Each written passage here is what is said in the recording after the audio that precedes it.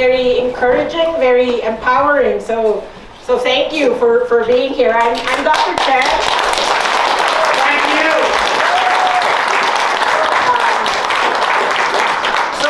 I'm Dr. Chen. I've been with New Mexico Cancer Care for 14 years. I've been with this community for 14 years and hope for many more years to be part of it. Yes, yeah. There are a lot of faces here.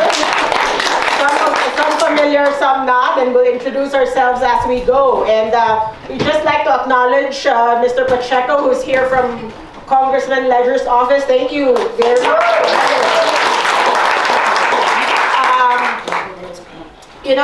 Some of you have Dr. LaRusso as their provider. She's not here because she's out of state, but she's very much a part of this, and in fact, she just sent us a text to cheer us on. So she's very much a part of this. We're all here tonight because we have a stake in what happens if Christus really goes ahead to cancel this contract, to terminate this contract with NMCCA early. Our goal is to have a forum for everybody to have an open, transparent discussion of what's happening, why we got here, and more importantly, what's in the future, what's our hope. And so hopefully we can achieve that. So to get us going, it's my privilege to introduce a veteran of NMCCA, one of its founding partners, Dr. David Snyder.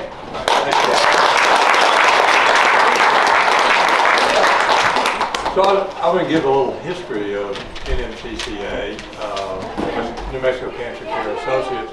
Can you hear me? Okay. So I'm going to give a history of New Mexico Cancer Care Associates. The group was founded in 1994. I became a member of the group in 2000. Over the years, we've had physicians who have come and gone, who have retired, who have moved in and out. But the key thing is that the quality of physician that we have maintained is just exceptional.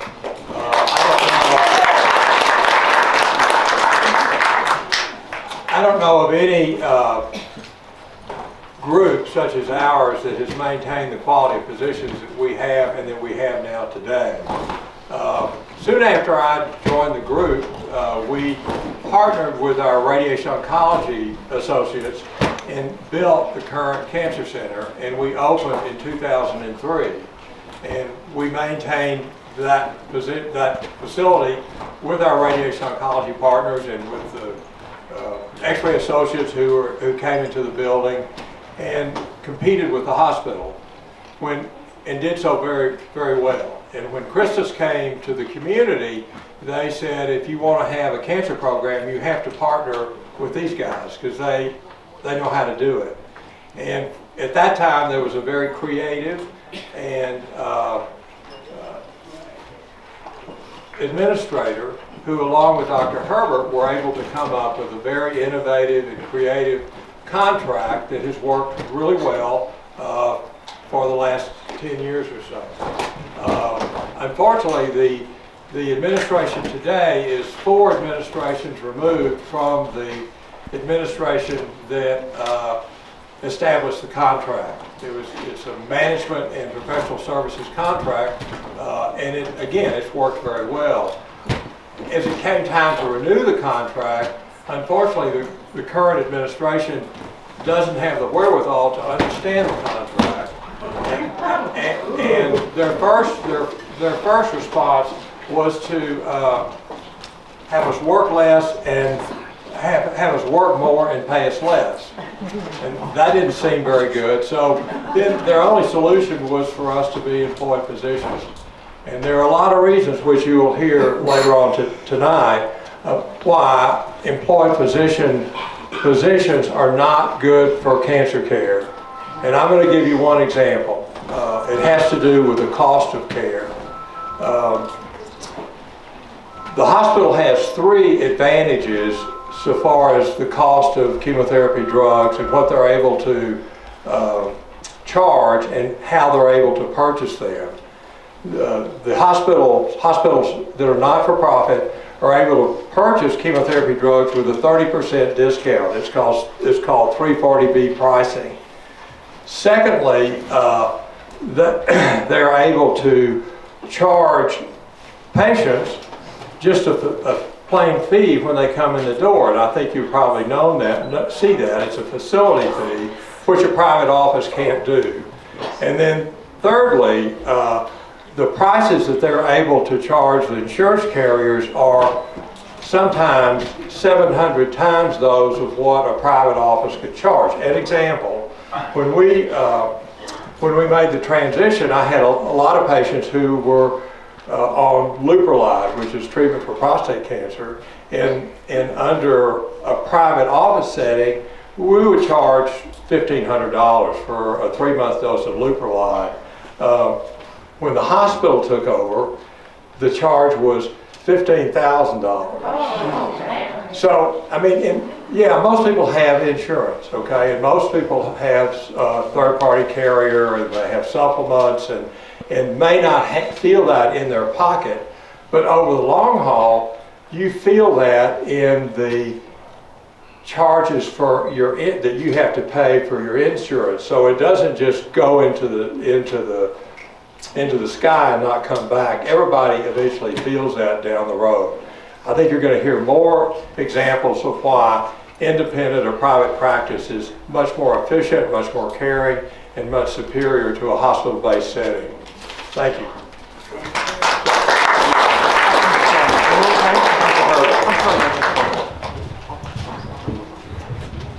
I'm going to turn that one off. Okay. Nope. I think they did that on purpose.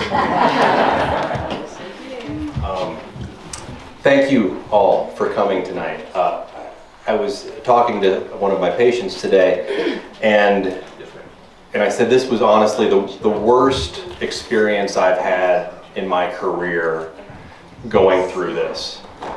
And honestly, when I stepped back and looked at it, it actually was one of the more rewarding experiences I've had too, because of you guys, because of the support that we've seen publicly in letters and in the paper and showing up tonight. I gotta tell you, in a million years, I never thought as a physician I would be asking my patients for help, and I never wanted to be in that position. And the fact that people stepped up and supported us is honestly so touching. Thank you. Just thank you.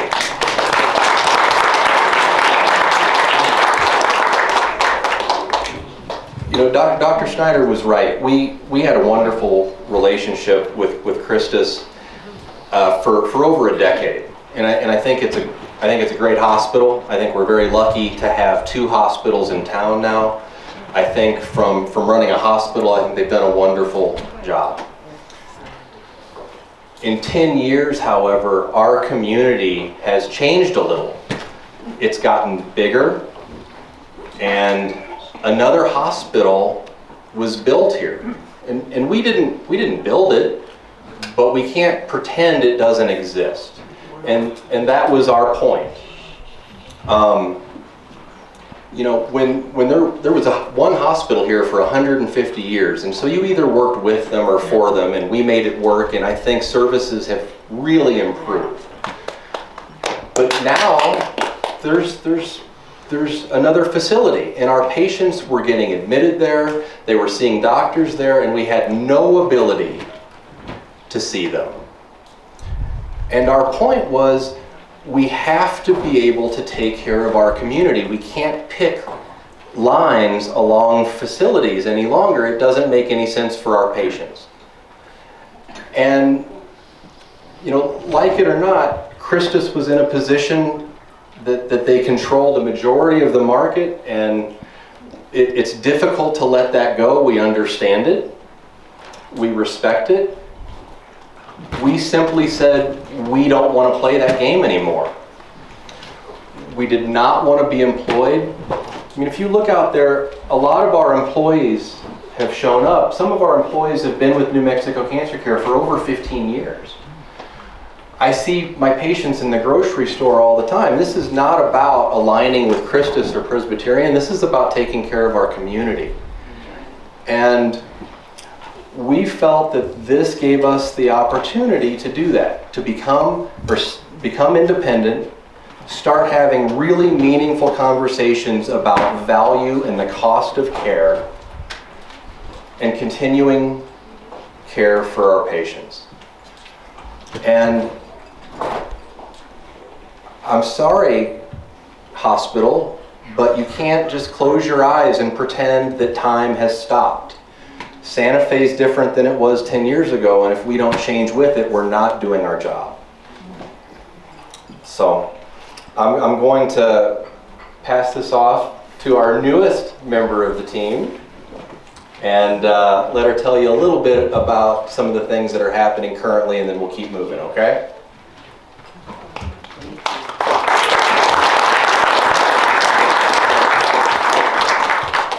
So one of the reasons we're here is because Christus wanted New Mexico Cancer Care Associates to become hospital employees. Tell us your name. I'm Sarah. Hi. Sarah White. For us, maintaining an independent practice is really important. We want to have, control over the care that we give. We don't want to be managed by an administration that isn't quite as close to the patients as we are. We want to be able to provide great patient care. We want to have that control. So when we told that to Christus, they said, okay, your contract's up May 27th. They've since changed that to July 15th, but nonetheless, 4,000 plus cancer patients are going to be without their providers, without their treatment plans. Patients on clinical trials, those trials won't exist for them anymore. We can't let Christus have all the control over our patients and providers' choices. So, I heard the 4,000 patient figure before. Are those the other hospital's patients? Are these all of your patients? I mean, these are the kinds of details that I can get into. So, the 4,000 patients are really patients in the New Mexico Cancer Care roster that are taken care of by New Mexico Cancer Care. And in reality, we don't want to say, this is Christus patient, this is New Mexico Cancer patients. At the end of the day, we're custodians of the patient's care, right? But so we are custodians of 4,000 patients' care. To give you an idea of the magnitude, each month, just in treatment and infusions alone, we're probably running anywhere from 1,400 to 1,600 infusions a month. So that's the magnitude of the treatment that we are doing at the cancer center. Hi, I'm Dr. Gu. So I wanted to talk to you about this key question that's been asked of me and a lot of my partners is, why does early termination affect us? Like, we're not happy with that. So we all understand that our contract with the hospital runs to the end of the year, and they're arbitrarily moving it up first to end of May and not to mid-July. Well, the main reason is that for us to be an independent practice, we have to be able to get the, your insurance to okay us to see you and to treat you. And that is a lengthy process. We have to start all over and go through all the different insurance programs and go through their application. And we have no control over that process. So, and it's known to everybody. So that's why in the contract, we actually built protection in it to allow at least the 6 months to, for us to wind down and to get ready, which we can totally do if the contract goes to that full term. So why did Christus move that up? Because they know that. They move the deadline up, so we don't have time to do that. So they know that they're creating a gap in patient care. So that's the answer. Who do you rent from currently? Is it Chris? Who owns the building that you are in currently? Can you repeat the question? He asked, he asked who owns the building that we are currently in. Okay, is this okay? In 2003, the building was built by a developer and leased by New Mexico Cancer Care, X-Ray Associates, and a radiation partner from Albuquerque.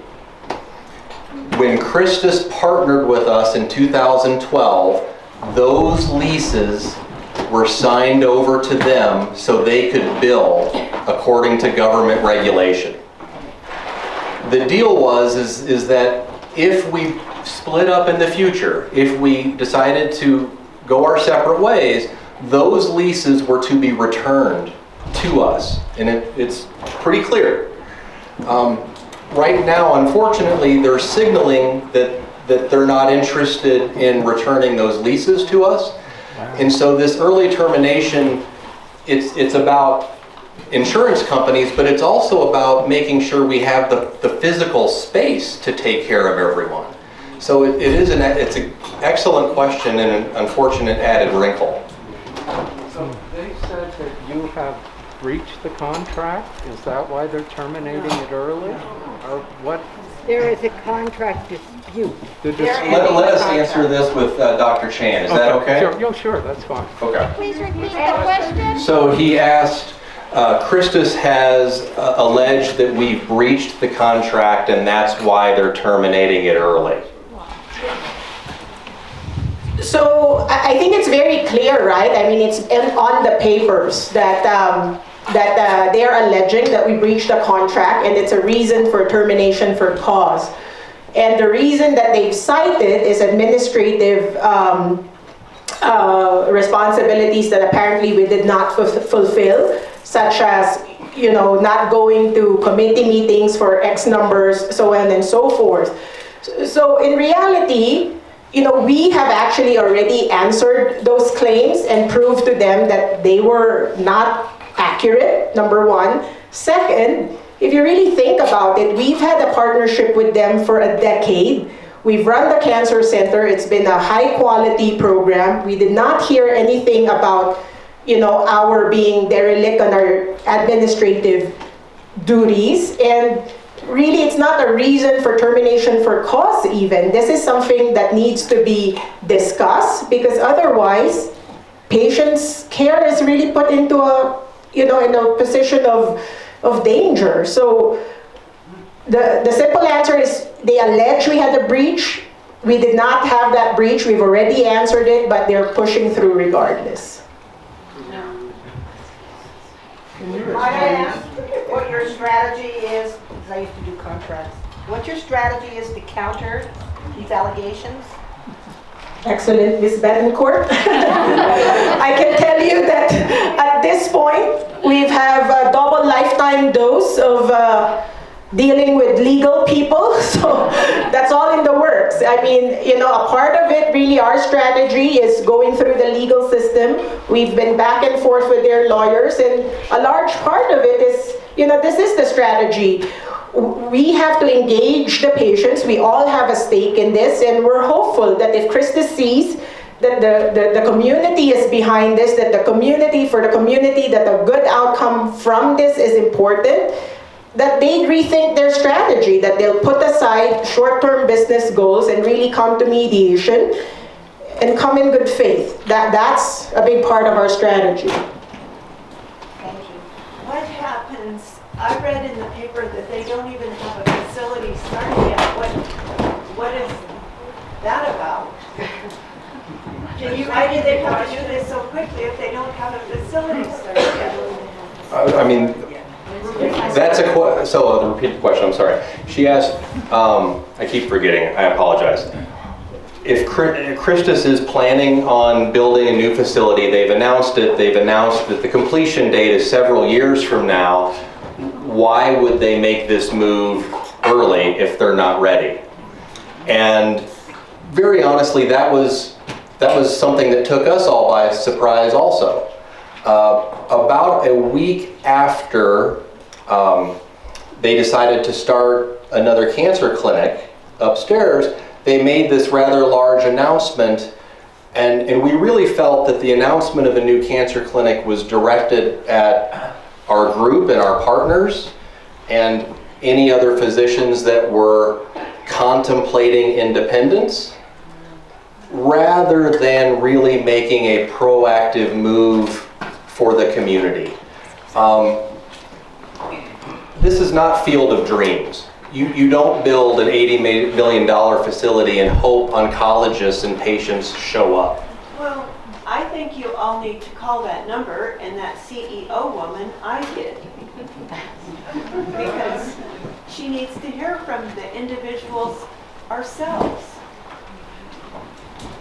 Yes, sir. Can you explain what Nexus Health is and what its relationship to the Cancer Care Group is?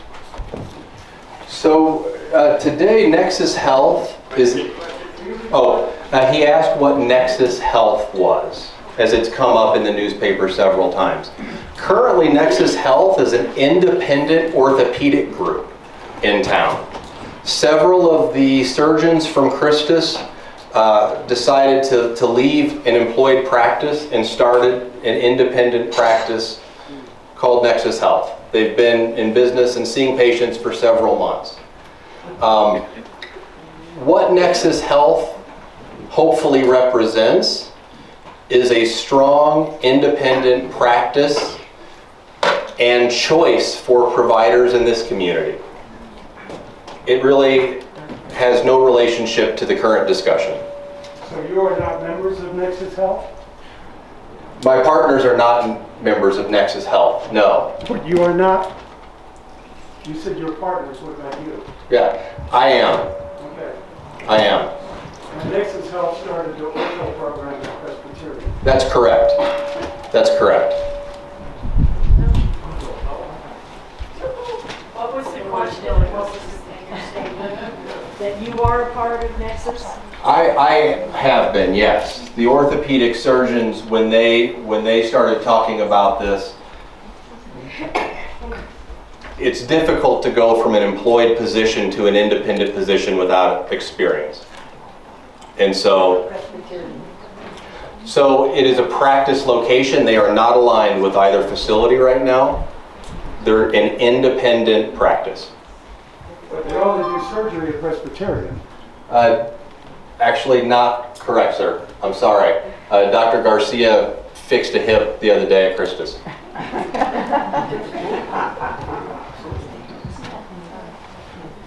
My name is Suzanne Schmidt. I am a patient of Dr. Chand. My name is Suzanne Schmidt. I'm a patient of Dr. Chand's. I can break my own confidentiality. I want to thank you, first of all, for the quality of care that you provide to me. I had a number of questions for Christus. Since they weren't going to be here tonight, I submitted them in writing and got written answers, and I have a couple of follow-ups. They tell me that I am legally a patient of Christus, and I would like to know if that is your lawyer's interpretation. Nobody owns any patient. That's what they told me. That's how I feel, but that's what they told me. Yeah, I think that's how, it's true that Christus, we are seeing patients using the Christus electronic health record system. So they are custodians of your health records at this point. But as a patient, nobody owns you. And, my patients are here, and I always tell you, even for your treatment plans, I tell you, you are the master of your body. You stop treatment. You're not selling your soul to me. You're not signing in blood. You can stop. Nobody owns you. So I don't know if there's really such an entity that can legally own a patient. So flat inaccurate, I would say. Yes. Getting back to Nexus, is that part of Nexus that is out of Texas? There's a Nexus LLC out of Texas. Is Nexus related to an entity in Texas?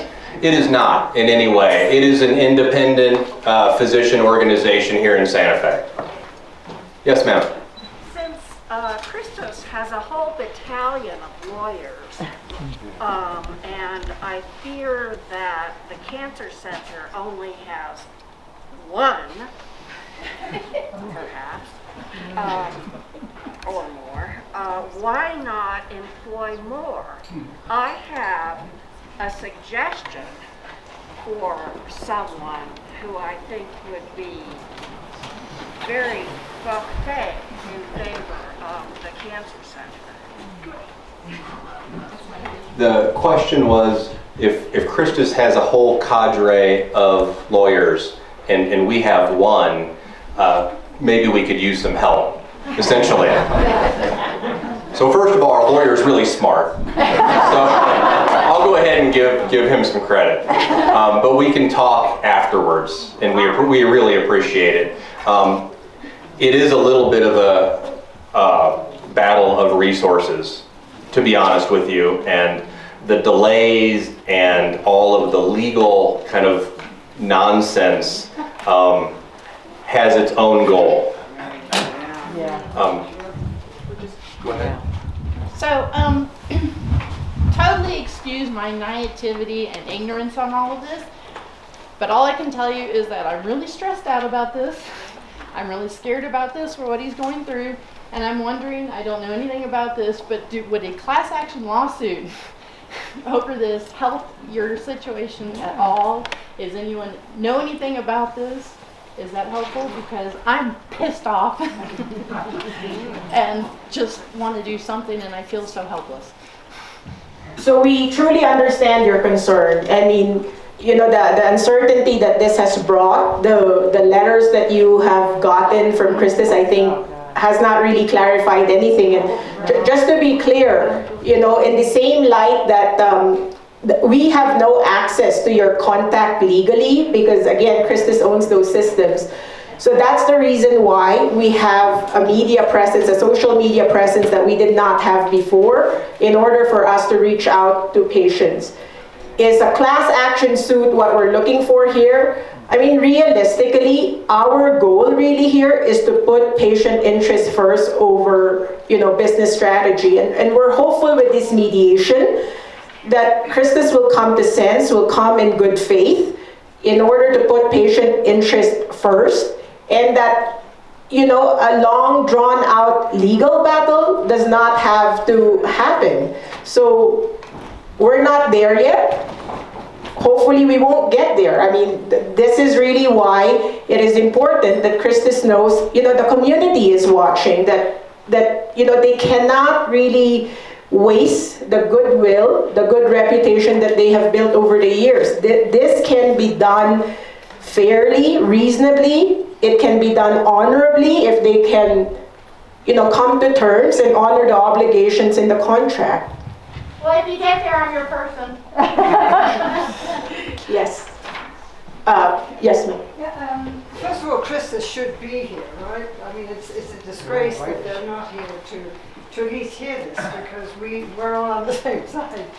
My question is, if they do come to their sense, well, whatever you want to say, if they honor their contract, I mean, why are they relating on I thought a contract in this country was a contract, and that you'd be legally in trouble if you broke it ahead of time. We are not a commodity, we are patients and carers. So my question to you is, if the contract does go through till December, will the cancer center be ready and able to continue? Will that give you the time you need to continue with the patients that you have? The 4,000 of us are dependent on you. And keep going. So, you know, a fully operationalized cancer center is not just really about billing capacity. Christus knows that. Under our contracts, they are obliged, one, to provide enough time and resources so that an orderly and thoughtful transition of patient care happens. Among the other things that they are obliged under those contracts is that, you know, from inception, our contract has already contemplated that when a partnership like this dissolves, Christus is obligated to make New Mexico Cancer Care whole again as an independent practice. That means reverting those leases to us in order for us to have full treatment infusion capacity. So is 6 months time to do it? Yes, I mean, the contract actually had that minimum time period to set all that in motion. But what has happened here when they informed us about that. So can we operationalize with 6 months with something, with a very thoughtful plan? We think we can. Let me ask here, Dr. Boland. Yeah, my name is Mark Bolander. I'm a patient at the Cancer Center. I have a little more medical exposure than most. Before I came to Santa Fe, I was an orthopedic surgeon at the Mayo Clinic for 30 years. And it deserves the good reputation it has, not because I was there, although I tried to help, but because they have a mantra. They have a saying, they have a goal that guides what they do, and that goal is the needs of the patient come first. This wouldn't be a problem at the Mayo Clinic because this clearly is not putting the needs of the patient first. And I would think it's clear that St. Vincent's doesn't have that mantra. And I would think that the issue that, from my perspective, needs to be more in the forefront of discussions and needs to be more, needs to be appreciated for how important it is the process of making sure that the needs of us, our needs, the patient's needs, are firmly taken care of in both the short term and taken care of in the long term. I'm very happy with the care I've gotten at the Cancer Center. I've not always been happy with the care that I've gotten at St. Vincent's. I'm not sure that I have the degree of confidence that I would want to have my care transferred to Christus St. Vincent. So I think there is a short-term care issue that we've heard about. I think there's also a long-term care issue. And I think that those issues need to be part of the discussion, because I think in the end, those are the things that are going to be important to us as patients with severe diseases, and it's what's important to the success of the Cancer Center. It is what has made Mayo Clinic the great institution it is, the needs of the patients.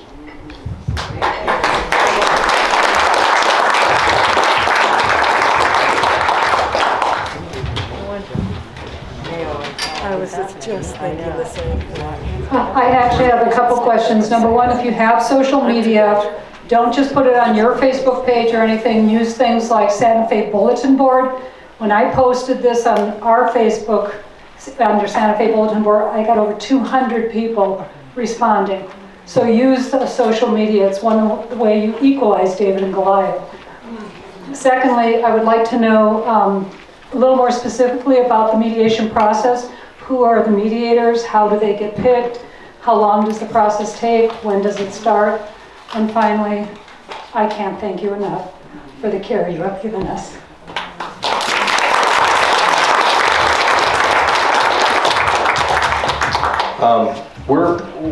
She asked about the, excuse me?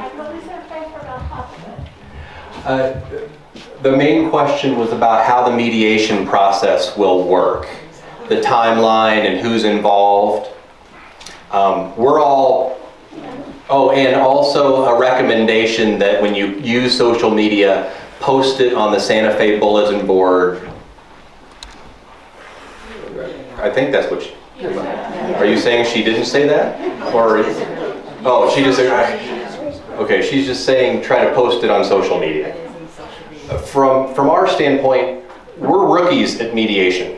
We don't quite understand the entire process either, to be honest with you.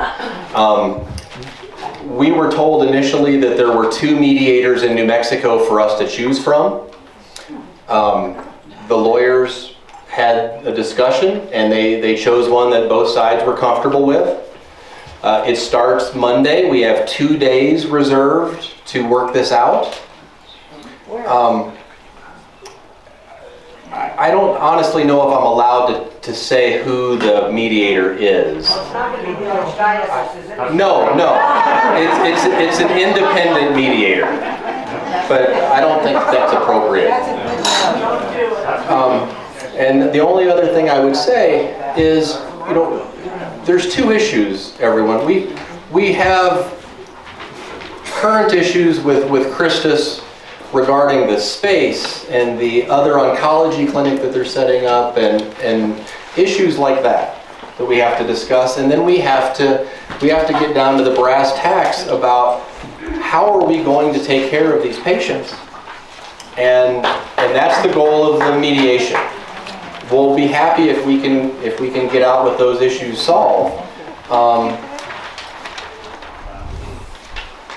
I'm so sorry that this is scary. I really am.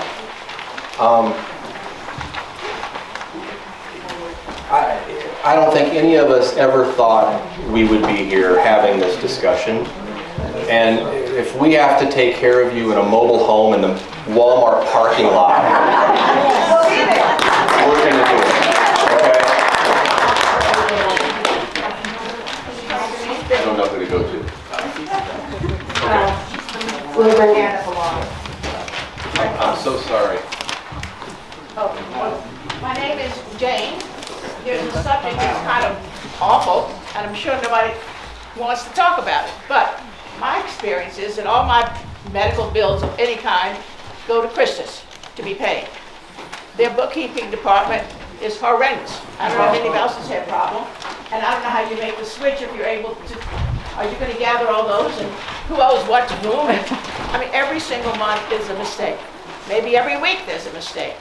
I'd like to see a show of hands. Do you all have trouble with the bookkeeping department at Christus? Yes. You will. I am so sorry about that because it makes it all very unpleasant. It does. It really does. Even a $30 visit to the doctor, that's part of what I do through my insurance. If it's not my regular doctor, but a specialist, it always is wrong. It's always wrong, and I don't know why. But I just think we ought to think about these kinds of things. It's not for us to do, it's for you to do. But I think they have to be thought about when we have this kind of discussion. Because I don't want them handling anything for me anymore. All right, Ms. Bautista.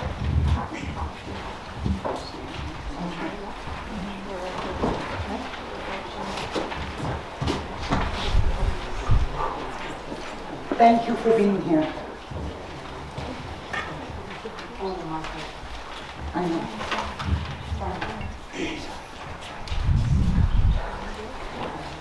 The New Mexico Regional Cancer Center, the New Mexico Regional Cancer Center has made it possible for me to continue living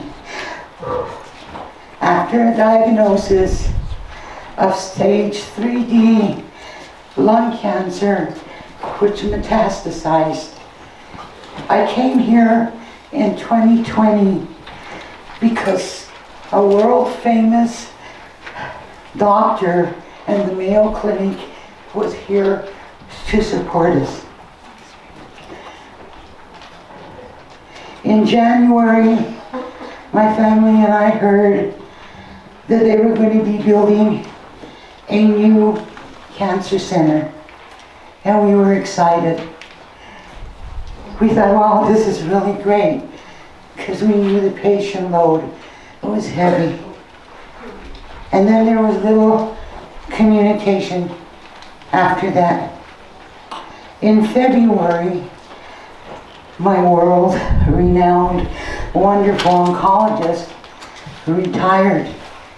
I had seen him only 3 weeks prior, and we were working on my next treatment.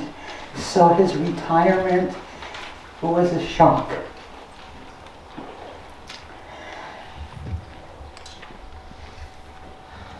The New Mexico Regional Cancer Center didn't toss me out. In a matter of a week, I was transitioned over to a specialist, Dr. Herbert, and my wonderful nurse practitioner, Ryan. In March, I heard that my pulmonary doctor, Ms. Distian, had left the pulmonary center at St. Christus.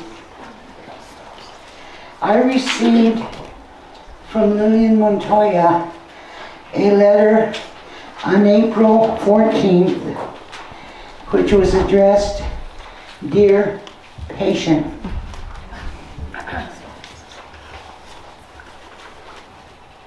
Not Maria, not Ms. Bautista. Upon receiving this letter, many of the patients at the cancer center felt that we were blindsided, and suddenly our care was up in the air. The letter that Ms. Montoya said, in case you haven't heard, in the local rumor mill, right, like we're running around, that Christus was now separating from the New Mexico Regional Cancer Center. Being as far along as I was, it was terrifying. And that there was going to be a new contract which assured that our infusions and our labs and our radiation would continue. Our infusion lab and patient care was minimized. And to us, it's more than a blood draw. It's more than seeing my doctor.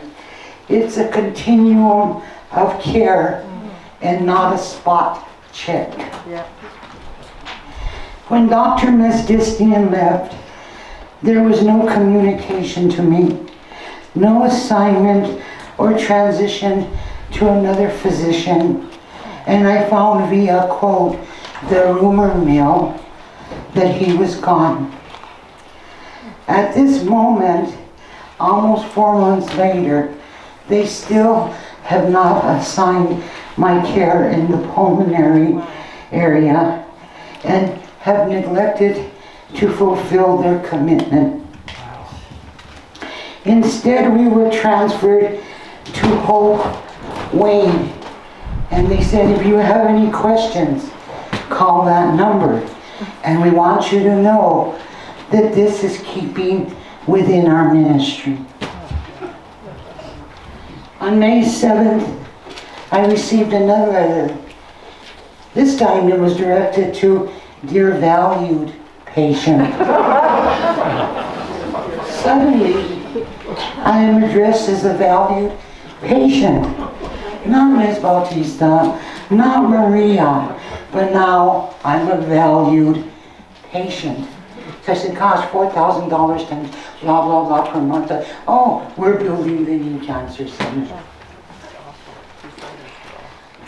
In that letter, it advised us that we did not have to attend this forum and did not hear where, because we were still uninformed. Patient-centered care is involving us because it's about us, because we are the patients that make it really all happen. We felt at times like we were pawns in someone's chess game. The New Mexico Regional Cancer Center brought excellence to Christus. I'm 75 years old, and I know the old St. Vincent's Hospital. As an older woman, I also know Lillian Montoya. I've known her friendships, I've known her relationships, and I've known that she's wanted to have a step forward in her career. And as women, we all know that that's always been a struggle. But I thought she was going to do different things.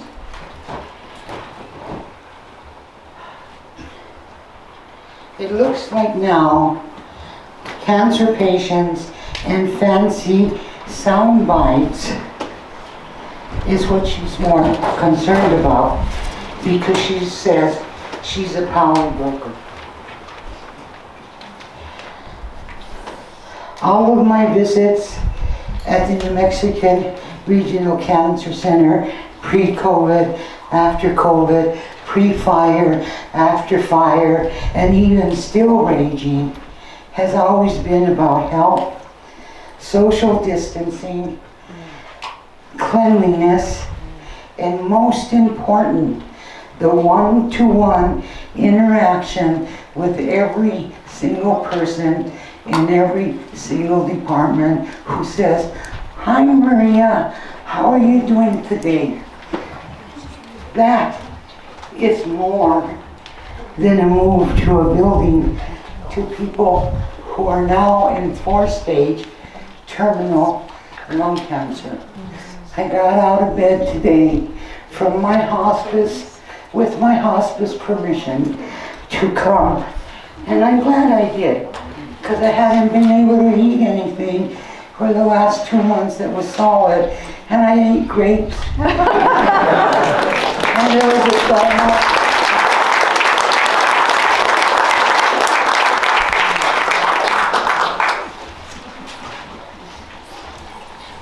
At my recent visit to the ER, because I had an incident and I had to go the last 9 days to the emergency room, there was no one-to-one. I was reduced to a number. And for me, the whole juggling game, like a bad divorce, it's with the patients being used as their bargaining chips. And I'm completely, totally disregarded in the process. So again, I thank you and our doctors for making it possible for even to stand before you today. Thank you.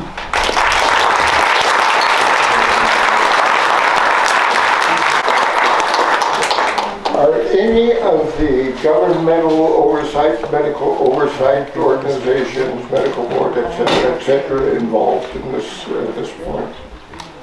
As far as we know, they are not. Again, we're trying to go through mediation and hope to have a good outcome from this. I mean, it hasn't escalated to that degree.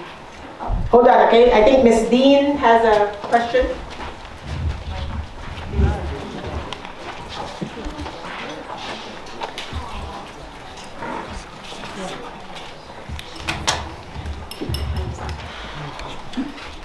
So I'm sorry, a lot of this is even new to my doctor who's here. I've been part of the New Mexico Cancer Care Association, what's the name? For many, many years. What I have, I was born with. What I have, I'll live through. Because I have family in my New Mexico Cancer Care Association. I started with a different doctor, Dr. Kubica. Maybe other people remember him. He said to me, "I'm really tired of people dying. I need to find a way to make this better. I need to do research." And he went to another hospital. I found my new doctor, and she started to help me. It's family. From when I walk in the door, and Christopher, is he here? Christopher! Yeah, he's here. Hi, how are you? Happy to see you. See you again. Oh, how funny. So this is my 5th dog. Because in 34 years, they die. I'm here,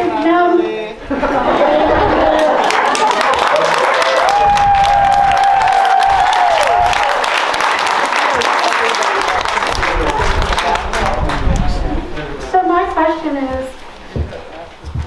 how do we start again? How do we have a person who knows to see, is there something different about you today? Maybe you're not feeling, you feel bad, you look okay, but what are you doing today?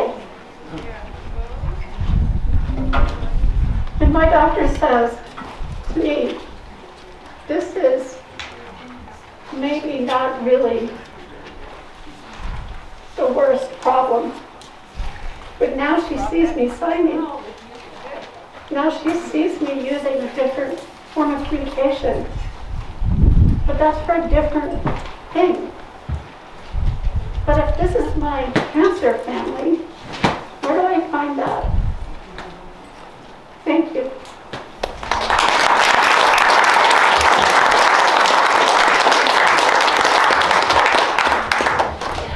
I'm looking around the audience. I'm a cancer patient. In fact, I'm about the only one I think that's bald around here. I guess really. you all regrew your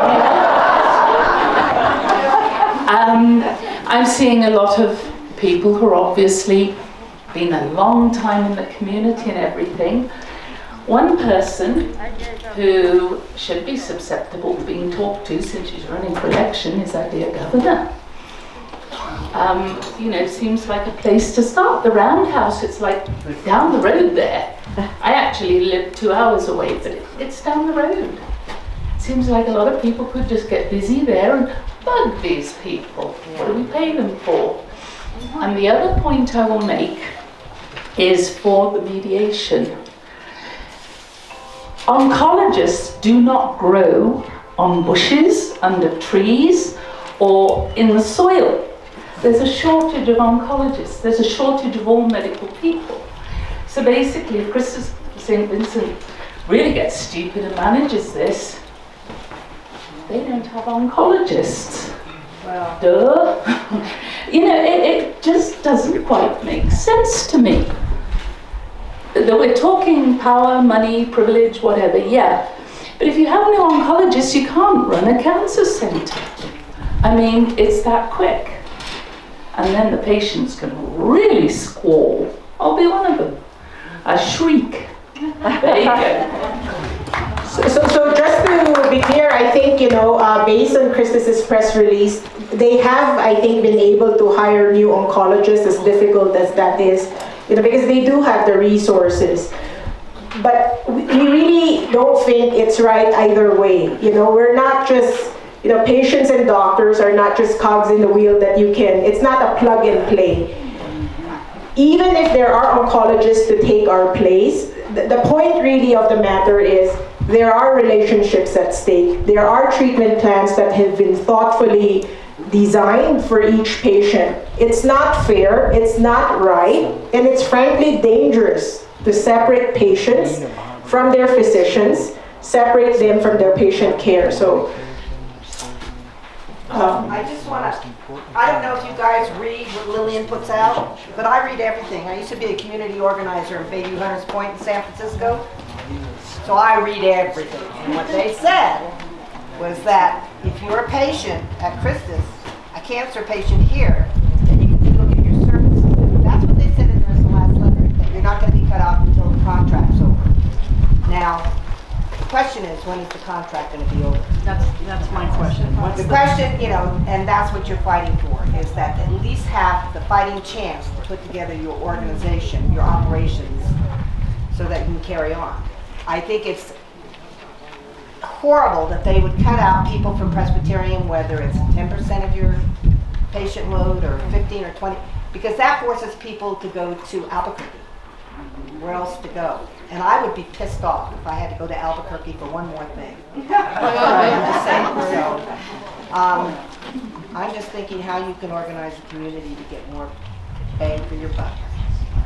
Yes, sir. When you become independent, will you be part of the Mayo Network as you are now? Will we still have access to the Mayo specialists as we get through Christus? And then the second part is Mayo has obviously been mentioned very favorably tonight. You know Mayo very well. You know they're the tops in the country. You know that Mayo, MD Anderson, Sloan Kettering, Dana-Farber, all of those are nationally known integrated cancer centers where the physicians are employees. None of them have independent practice groups. So just something to think of.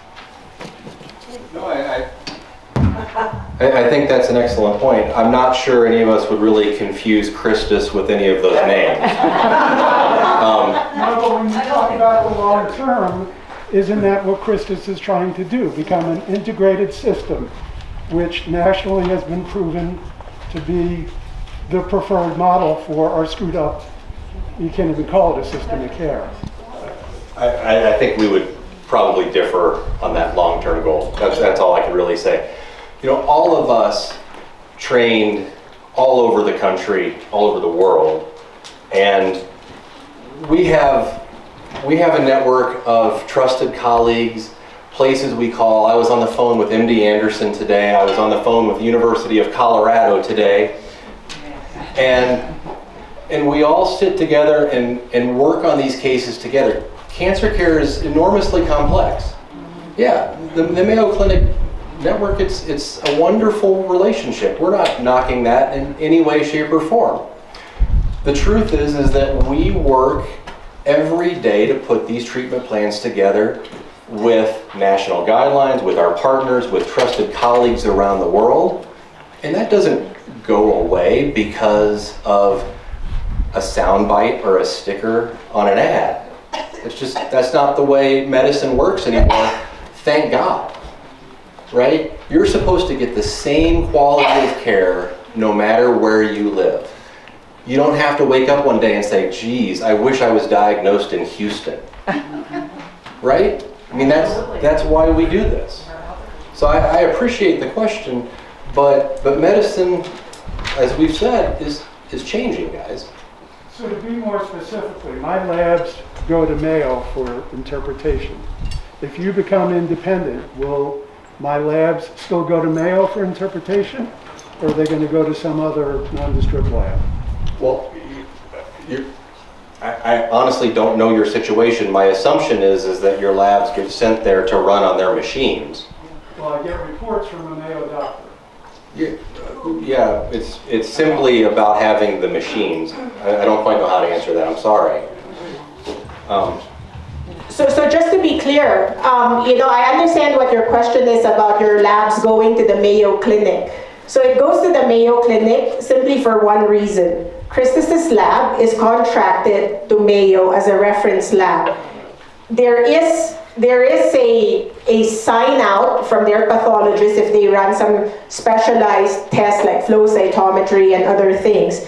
In reality though, that doctor who signs out that result doesn't really know you. In the end, that responsibility falls on your oncologist to interpret that result and integrate that into your plan of care. So I think it's very different. So I just wanted to say a word about the comparison of kind of the goals of a community regional cancer program as opposed to a large referral center. I mean, they are resources for us that we use, and we use them all day long. And if I don't know a surgeon in Colorado that does esophagus, I go to one of my partners and say, who are you using? And then we collaborate. But I want to make one additional point about employed physicians, okay? I believe in the independent practice of medicine because I believe that physicians should come to the community and invest and have roots, invest in their practice, have ownership of their practice so they don't move. In the first 10 years I was here, between 2000 and 2010, there were 23 general surgeons who came and left as employed physicians in Christus. And I think that if you look at the turnover of whatever specialty or primary care, it's like a revolving door. And that's bad for medicine, it's bad for patients, and that's why we're fighting to do what we're doing.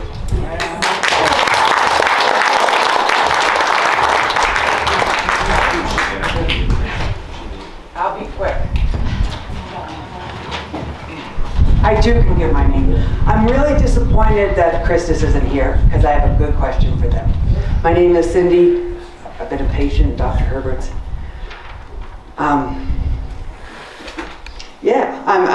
I feel so well taken care of. All right, Christus, have you done a community needs assessment Because what this community needs is it needs behavioral health. I think you have 9 beds total in your hospital, and you need substance abuse help. You don't need another cancer center. I know cancer makes money, but if you're really concerned about the community and your ministry, then take care of what this community needs to have taken care of.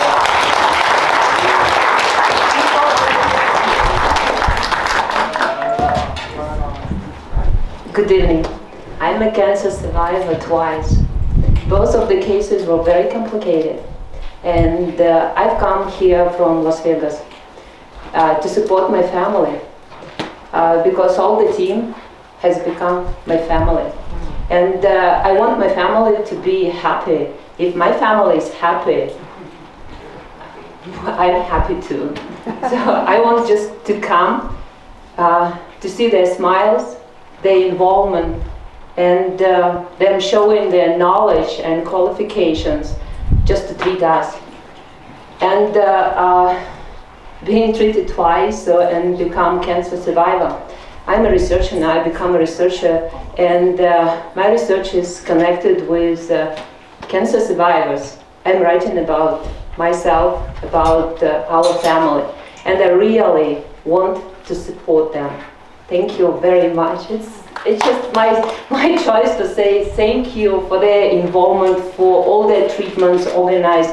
And I want next time just to go through my checkup, so just seeing them smile and being able to help me. Thank you. Thank you.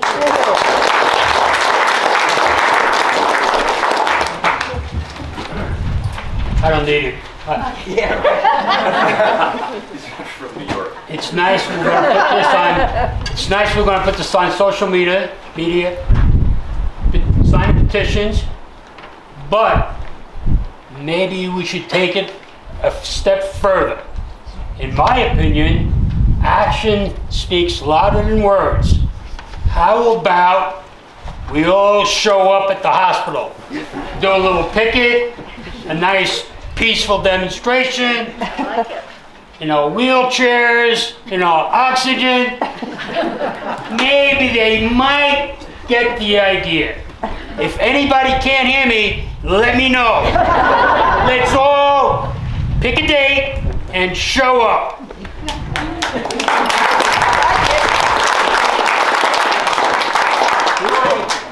Thank you, Dr. Gu, for my treatment.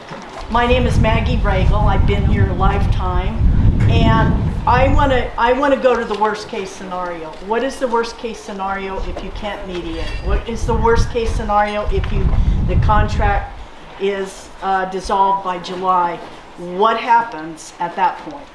What happens to the lease? Where do you go? What do we as patients then do?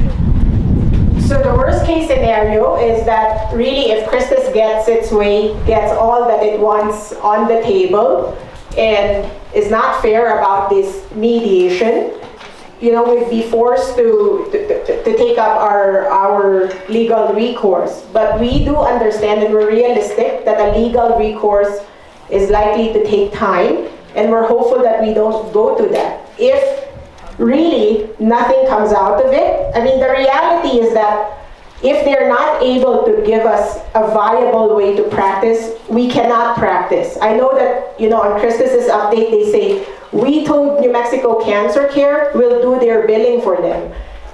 They know very well that operationalizing a cancer center is not just about billing. So the reality is, if they don't really give us a viable option, we can't practice, and unfortunately, in the short term, they win. We all lose. So, what happens to patients? The unthinkable will happen. There will be delay in treatments, there will be delay in the transition of care. So this is why we can't make it happen, and we're hopeful that Christus will see reason through this. And what happens to you, the physicians? New Mexico Cancer Care will always be here. We've been in this community for a long time. We're not going to be bullied out of this community. We're going to be here. What we need What we need is a realistic timeline to make that transition. What we need is time to set up a viable independent practice. What we need from Christus is a level playing field. That's what we need.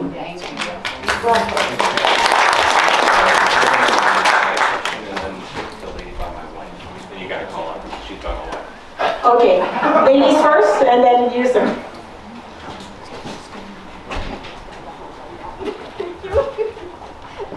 Hello, I'm a cancer patient, Dr. Scott Herbert, and very happy with the results. I'm here still recuperating, but almost there. We'll get there eventually.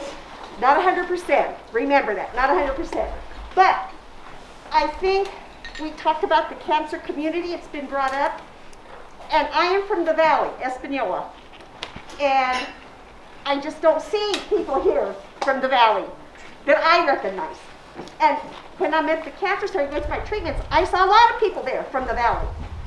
My suggestion, you need to get out further. Yes, we got letters, but not everybody reads them. And in the Valley, we do not have internet in a lot of locations. We don't have that. You need to get out the Sun, the Rio Grande Sun, the local newspaper. It hasn't been in the local newspaper. You need to get it out better because they would be here. Thank you very much. Thank you. I was raising my hand for my wife. That's what I just did. We're a team. Can I ask a question, please? Christus has been very open and active about talking about how you guys have violated the contract in both their letters and in the newspaper coverage that I've seen. In your view, how is Christus violating the contract? And we should know they're making it very, very plain to all of us that you guys are violating the contract, but there has not been any response to what they're doing other than canceling a contract that should go until December 30th and trying to cancel it earlier. That seems like a violation to me. But what else are they doing in violating the contract? And this should come out in the mediation, I would hope, next week. Are you an attorney? No. How much time do you have? No, it's a fantastic question. It really is. And to some extent, you know, this thing, it gets a little ugly, but it's a fair question, okay?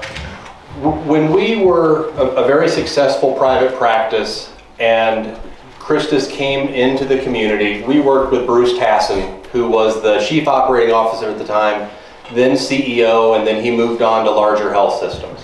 And we built a relationship with him over several years and worked with him to set up this contract.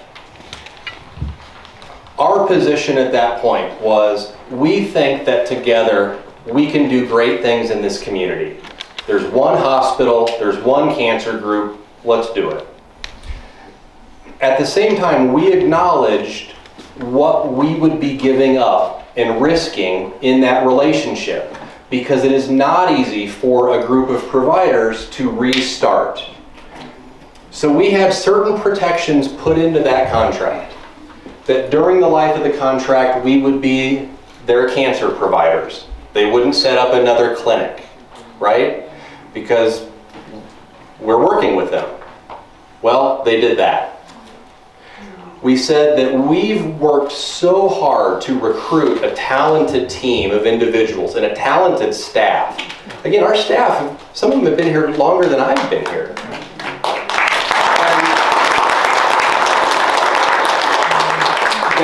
That had enormous value. We said, you can't hire our doctors, you can't hire our staff to work for you. They did both of those things. And in, I think, early January, we sent them a letter and said, hey guys, this is not kosher. We have a very distinct dispute resolution process to talk about. We would like to move through it to address these issues. And the next letter we got was a termination of our contract. Well, they did that with the nurses too, went on strike. Yeah. You know, I'm sorry to interrupt, but some of the question you asked him was answered earlier. I have a real big concern as both a patient as well as a user of insurance, as we all are. We've all been told at one time, or we all know somebody who's been told, oh, you can't go see Dr. X because he's not part of our plan. You have to go see Dr. Y. I mean, if it didn't happen to you, it's happened to somebody you know. People who want to go to the cancer center here are told because they have Presbyterian health insurance that they have to go to the place in Rio Rancho. And I have a friend who went to MD Anderson for 2 years before she ultimately passed away, requiring all kinds of fundraisers to get there and to be treated. If, let's say, hypothetically, all of you get split up after this mediation, and some of you go to Nexus and some of you stay with the association that you're now employed by, and Blue Cross or Molina or whoever comes along and says, well, this group is too new. We're not going to enter into a contract with them for care, which means that even if I want to continue to see you, my insurance company is saying, no way, Jose, you know, you have to go see Dr. Y. So everybody here must realize by now that insurance companies rule the world in the United States. And so we have to also address the insurance commissioner of the health plans, don't you think? That would be a useful thing to find out what and who they would support and how. You know, maybe the governor has her power, but I think that the insurance commission has much more power. And they can help us, you know, find our way, can help you hopefully find your way to stay as you are, because I've been treated for 2 different cancers also, and I can't imagine going anywhere else. And I'm so grateful for all of you. And you know, everybody in the cancer center. I would come to see you in a mobile home too.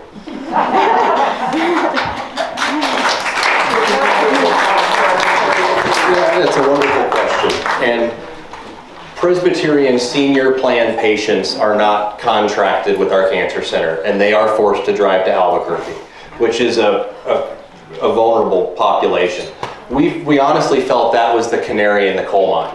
And we went to Christus at that time and said, this is a problem. This is a real problem. Because you have community members that are traveling back and forth for care that is 10 minutes away from their homes. So the second piece of that is we're never splitting up. Okay? That I can promise you. We will continue as an independent practice in this city, serving both facilities and taking all insurances. But they have to take, it has to go both ways, and they may or may not, and I hope to God they do take you, you know. So we have to lobby the insurance companies as well. I really feel, and I'm a provider too, so I know I have fought with insurance companies for my wheelchair patients, you know, so we could get the right seating system. And I've gone to bat numerous times, and I know you will too, and I will for you. No, it's fair. We feel pretty confident that the insurance companies will be fine with us. The point is that we're not splitting up. We're not splitting up from our patients. We're not splitting up from our foundation partners. Okay? That's not changing. We have a couple, like, you want to do a couple quick questions? I've been told to kind of wrap it up a little bit. We have time for one more question. One more question. Okay. I'd like to piggyback onto what 2 people have talked about. The gentleman in the back who suggested the picket, the picketing at Christus. I also offer my house which sits next to the cancer center. And we can go out in the median strip there, and then there's the school there, I've forgotten what it's called, the Sage Academy. And then the lady who was here, I believe she's left now, from Española, who said that we needed to get the word out to more people. I quite agree. Dr. Gu had apprised me of the fact that the Santa Fe Reporter was a much more amenable to information about Christus. I would suggest letters to the editor of the Santa Fe Reporter. We might as well go with the Albuquerque Journal and whatever anybody else can think of. I don't know the local newspapers, but... Sure.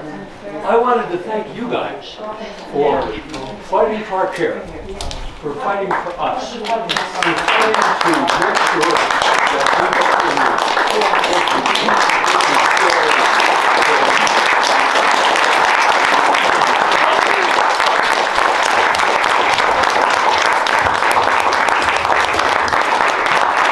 Well, thank you for everybody for coming, and I know we're short of time, and there's still questions and concerns, and we'll be here around the botanical garden, but I think we have to wrap the facility. So thank you very much.